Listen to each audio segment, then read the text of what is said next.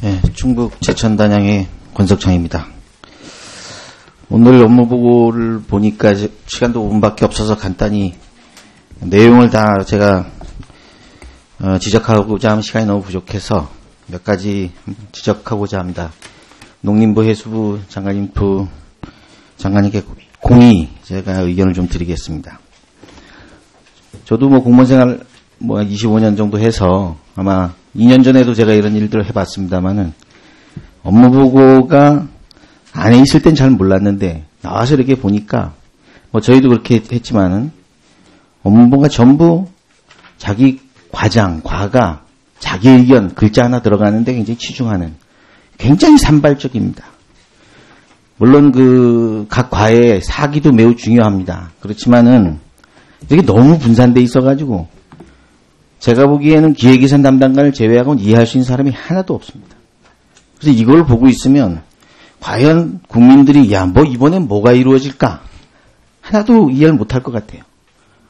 귀농인구 1100가구에서 1300가구 늘어나고 예를 들어서 조금 밭집불금이 25만에서 40만원으로 균일화시키고 이런 얘기 조금씩 하다가 또 해수부도 유통센터 2개 더 늘리고 보니까 별로 체감되지 않는다 이런 생각이 드는데 우리 국가 예산을 쓰는 방식이 이제는 선진국처럼 좀 바뀌고 있습니다. 다시 말해서 시장경제 중심에서 직접 배분을 지향하는 형태에서 지금 기본소득제 얘기까지 나오고 있거든요.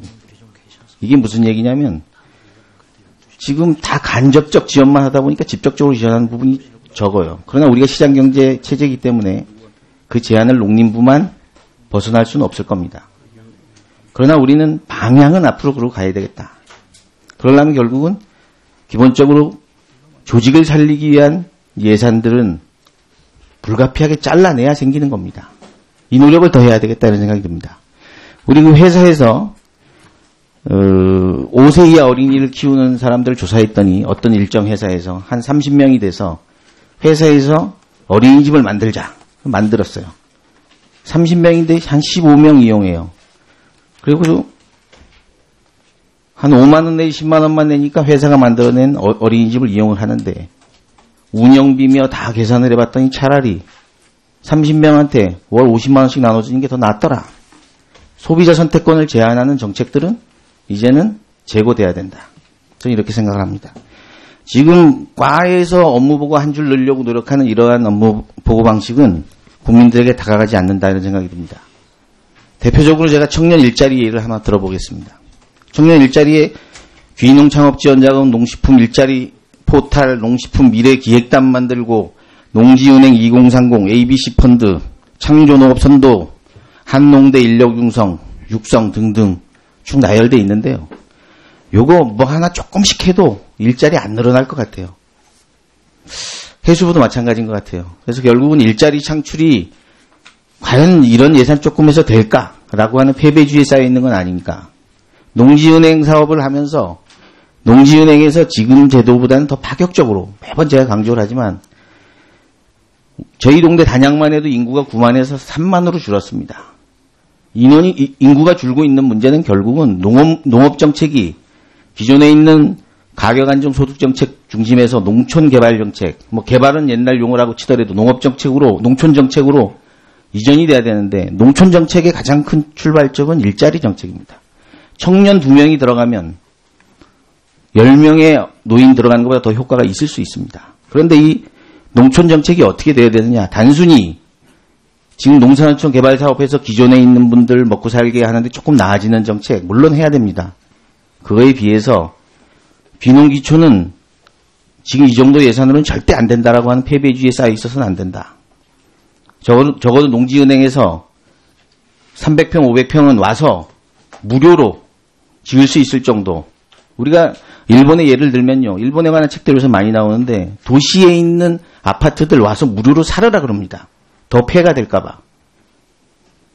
우리 농지들, 농지은행이든 정부가 예산을 투입하든 땅을 공급해서 와서 균형 발전을 위해서 당신들이 여기 와 있어야 된다라는 정책, 파격적인 정책이 이루어져야 된다고 생각을 합니다. 과거에 복지 예산 늘릴 때 어떻게 늘렸습니까? 이것저것 다 고려해서 하나도 늘어나지 않았습니다. SOC 한 해에 10% 줄이라고 한 적도 있습니다. 그런 사례를 이용해서 우리는 좀 파격적인 농업 일자리 정책에 좀 우리 두 장관님들이 농업과 수산업 마찬가지입니다. 일자리 정책에 기존에 있는 사고를 조금 더 바꿔서 그러려면 결국은 다 살릴 수 없습니다. 다시 한번 말씀드리지만 내년도 업무보고 때는 여기에 일자리가 그래도 몇천 명 늘어난다. 이 몇천 명은 굉장한 지역개발 정책의 출발점이 될 수 있을 겁니다. 다시 한번 제가 강조드립니다. 현재 우리의 시장경제 중심화에서는 한계가 있다는 걸 알고 있지만은 적어도 조직 유지를 위한 업무 계획이나 예산은 조금 지양돼야 되겠다. 복지 예산 정책 증액할 때 사례를 좀 보셨으면 합니다. 농촌 정책은 농촌 정책이나 수산 정책이나 어촌 정책이나 이 부처에 한정된 게 아니고요. 교육부의 학교 정책에 개입해야 되고 국토부의 주택 정책에 의견 내야 됩니다. 그리고 국토부가 하고 있는 대중교 의견 내야 됩니다.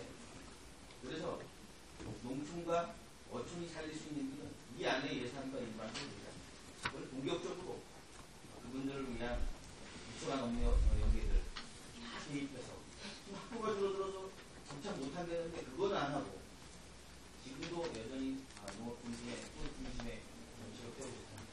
농촌을 살려야 됩니다. 의원님, 네. 제가 말씀하십시오. 의원님 말씀하신 중에 대부분 다 공감을 하면서 일자리에 대해서 한 가지만 말씀드리겠습니다.